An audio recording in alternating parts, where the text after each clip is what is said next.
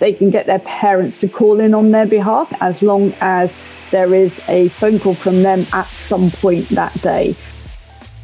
The other one that I wanted to mention is about new staff coming in and not following the sickness absence procedure.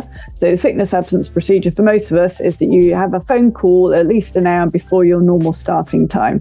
Now, if they don't do that, that is a potential disciplinary offence. Okay. Now, we wouldn't necessarily want to go into a full disciplinary, but you would need to sit down with them and say, okay, you're supposed to do this. Why didn't you do this? Now, what we've been hearing a lot lately or this year is that they've been saying, well, I get really anxious and I'm too anxious to call in. Okay. At that point, you need to offer them that they can send a text message, and they do tend to be younger people. They can get their parents to call in on their behalf. That's absolutely fine, as long as there is a phone call from them at some point that day. And you agree that with them.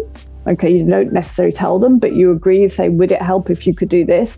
You put it in writing, say, this is what we agreed you would do for your sickness absence going forward.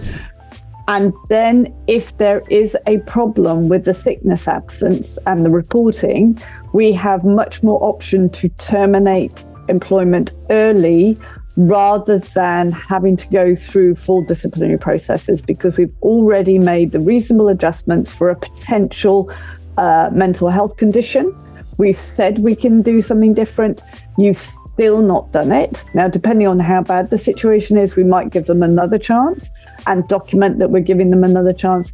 But after that, we then say, look, you've got to report sickness absence. We've given you all these ways to do it that do not involve you actually speaking to a person. We understand that can be stressful, but you do have to tell us. If you're not telling us, we're going to have to part company, because if you're not doing that, what else are you not going to be able to do?